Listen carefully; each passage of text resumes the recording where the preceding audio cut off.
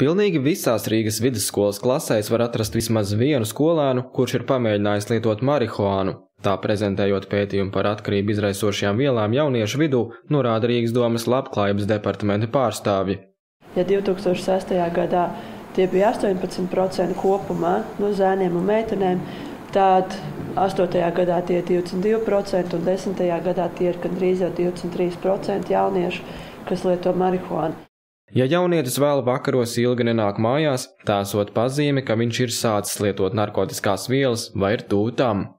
Jauniešu marihuānas lietotāji ir pat tie, kas varbūt ir tādi sociāli aktīvi, viņi vai nu sporto, tur dejo vai iesaistās intelektuālās interešu pulciņos un tam līdzīgi, un vecāki ir ļoti mierīgi par to, bet tiklīdz viņi pavada vēlos vakars ārpus mājas, tā viņiem kompānijās veidojas šī marihuānas lietošana. Arī vecāku klusēšana par šo jautājumu jauniešu skatījumā tiek interpretēta kā atbalsts marihuānas lietošanai. Tā kā Latvijā marihuāna ir iekļauta īpašais bīstamo vielu sarakstā, tad viņai ir aizliegts pat atrasties Latvijas teritorijā.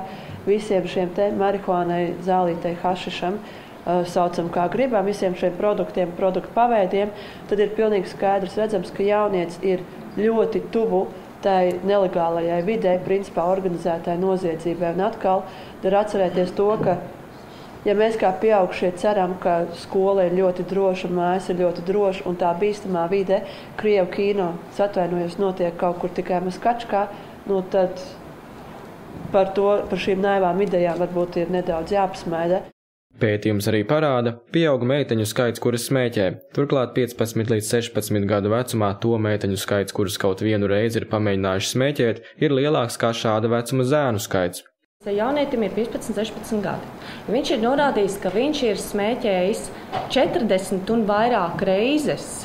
Ja? Tad tas liecina par to, ka katrs trešais jaunietis faktiski ir regulārs smēķētājs.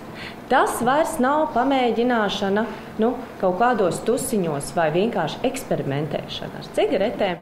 Kaut reizi dzīves laikā smēķējuši aptuveni 72% 9. līdz 10. klašu skolēni.